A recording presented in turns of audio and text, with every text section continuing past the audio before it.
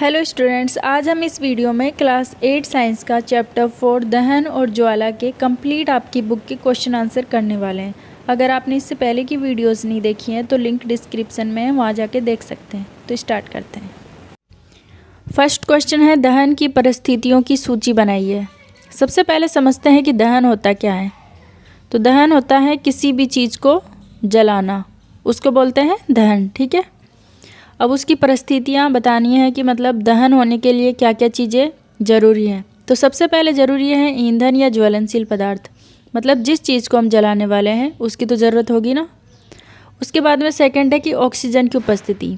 ठीक है, ऑक्सीजन की प्रेजेंस बहुत ज़रूरी है, किसी भी चीज़ को जलाने के लिए ऑक्सीजन की प्रेजेंस बहुत ज़रूरी है। ठीक है, उसके बाद में तीसरा है ज्वलन ताप, किस टेम्परेचर पर जलेगी, किस ताप पर जलेगी वस्तु, वो भी ज़रूरी है। ठीक है, तो इसके साथ अपना फर्स्ट क्वेश्चन कंप्लीट होता है। नेक्स्ट क्वेश्चन है हमारा क्वेश्चन नंबर सेकंड, रिक्त स्थानों की पूर्ति कीजिए। तो क्वेश्चन नंबर सेकंड में क्या वाला है, लकड़ी और कोयला के जलने, यहाँ पे से आएगा, से वायु का खालिस्तान होता है। तो लकड़ी और कोयला के जलने से वायु का क्या होता है, प्रदूषण। लकड़ी और कोयला को आप जलाओगे तो वायु में बहुत ज़्यादा प्रदूषण हो जाएगा, पॉल्यूशन हो जाएगा। ठीक है, उसके बाद में क्या है, घरों में काम आने वाला एक द्रव ईंधन खालिस्तान है। घरों में क्या ईंधन काम आता है, कौन सा ईंधन आता है, आपको पता है, एलपीजी, जो गैस सिलेंडर होता है वो वाला। ठीक है, उसके बाद में गए हैं, जलना प्रारंभ होने से पहले ईंधन को उसके खालिस्तान तक गर्म करना पड़ता है।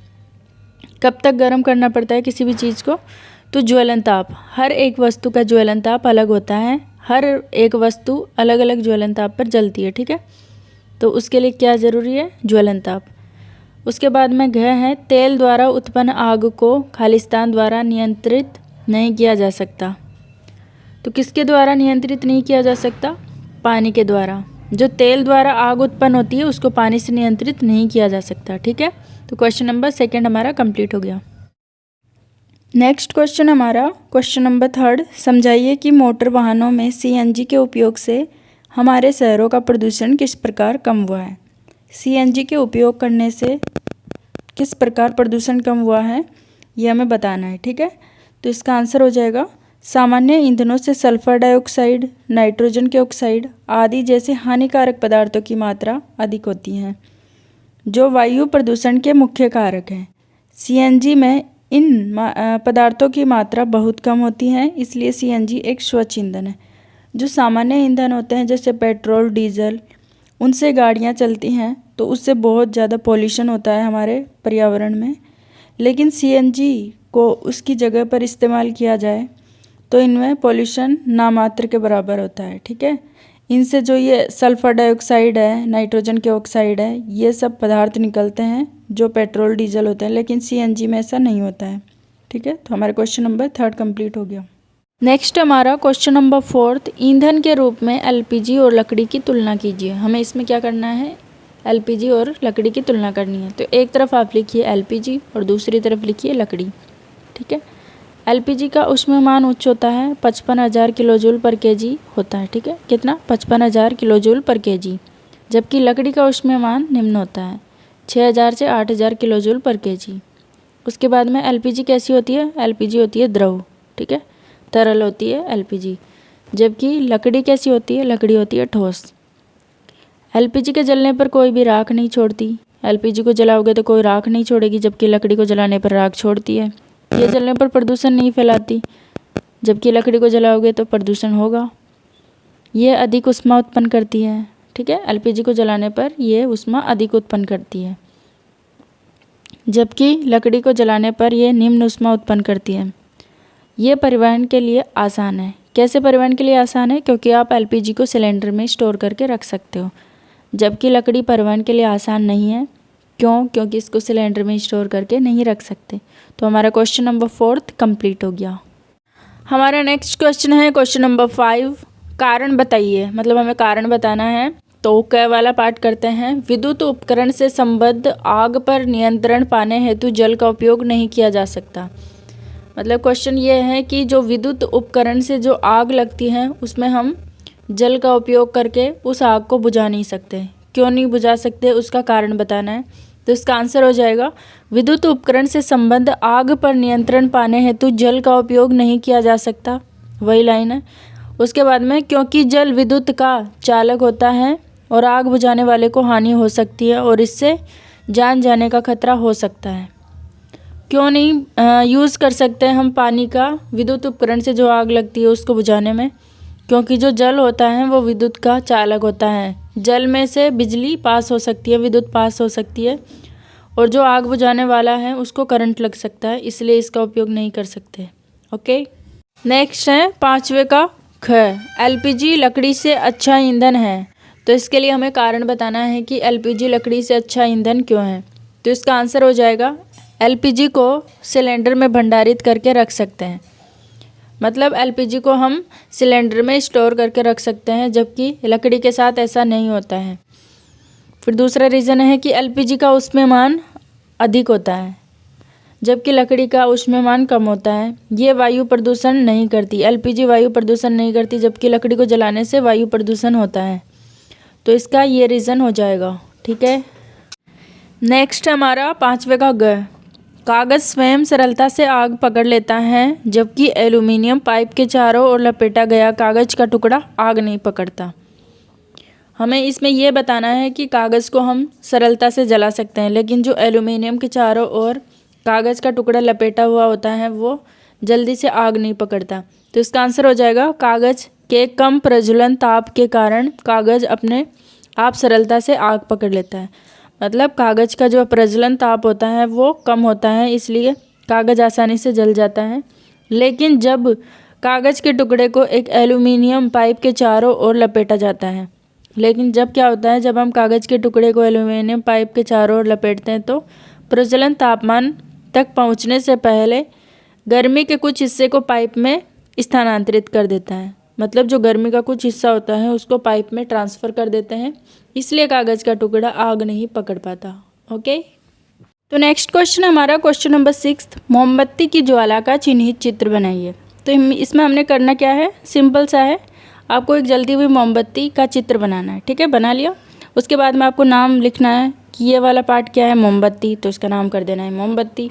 उसके बाद में जो इसका ऊपर पार्ट है ये धागा से निकला रहता है, उसका नाम है बिना जली मोमबत्ती का सबसे आंतरिक क्षेत्र। ठीक है, काला, ये लिख देना है।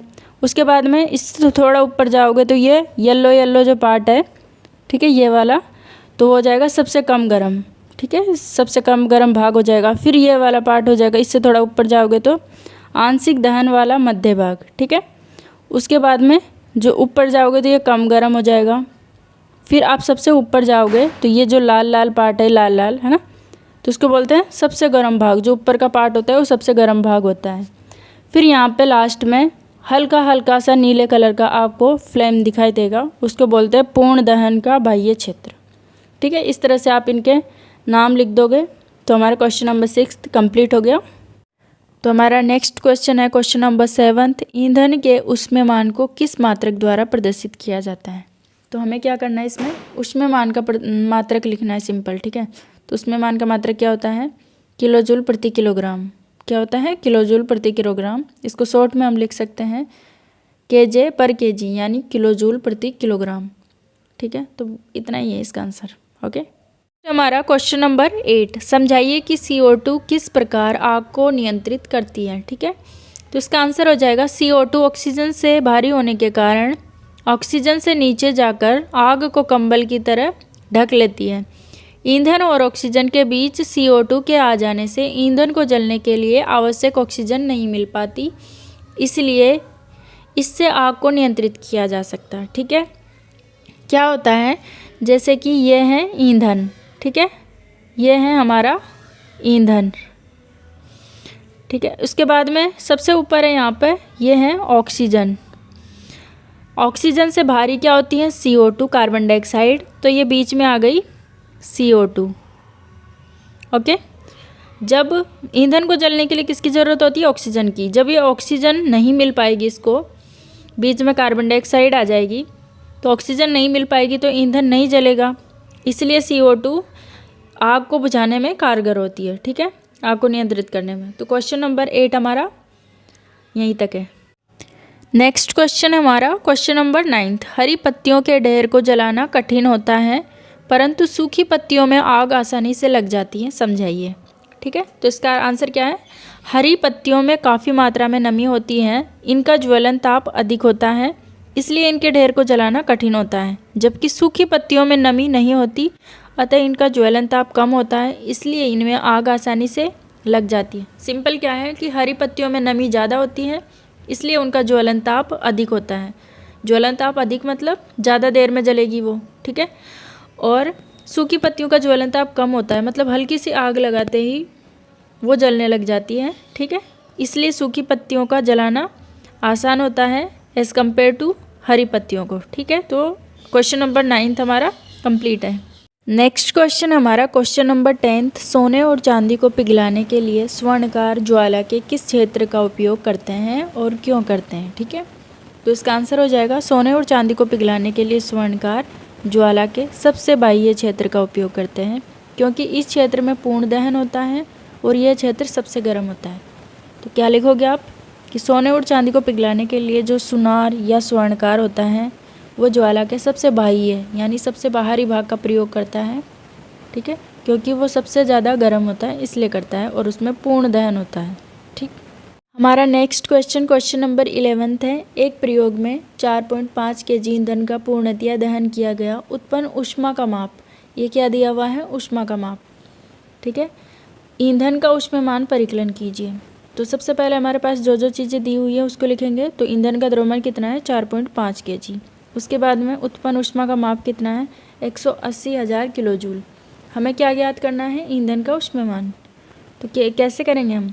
उत्पन्न ऊष्मा का माप बटे में द्रव्यमान, मतलब हमें उत्पन्न ऊष्मा के माप को द्रव्यमान से भाग देना है, मतलब 180,000 को हमें 4.5 से डिवाइड करना है। कैसे करेंगे?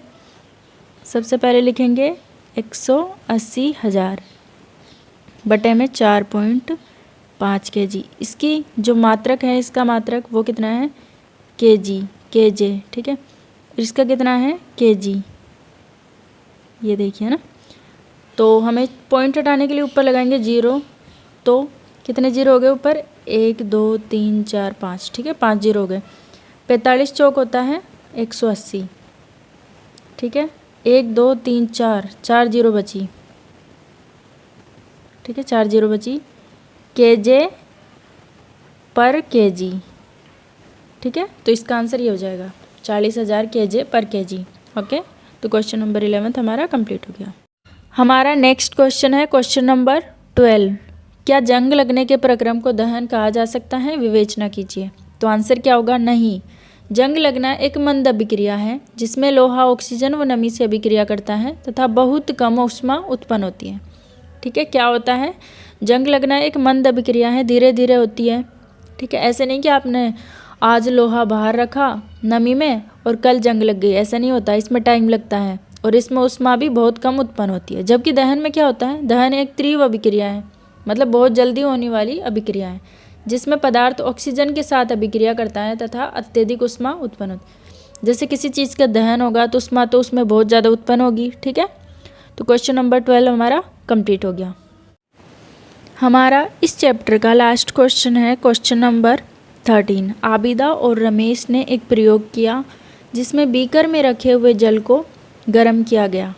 आबिदा ने बीकर को मोमबत्ती की ज्वाला के पीले वाले भाग के पास रखा। रमेश ने बीकर को ज्वाला के सबसे बाहरी भाग के पास रखा। किसका पानी कम समय में गर्म हो जाएगा? ठीक है, तो आंसर हो जाएगा इसका, हम जानते हैं कि ज्वाला के सबसे बाहरी भाग में पूर्ण दहन होता है, अतः यह सबसे गर्म होता है, इसलिए रमेश का पानी कम समय में गर्म हो जाएगा। ओके, इसी के साथ हमारा ये चैप्टर कंप्लीट होता है। सारे क्वेश्चंस हमने इस चैप्टर के कर लिए। ठीक है, तो अगर आपको ये वीडियो अच्छी लगे तो प्लीज़ इस वीडियो को लाइक कीजिए, हमारे चैनल को सब्सक्राइब कीजिए। मिलते हैं नेक्स्ट वीडियो में। Thank you.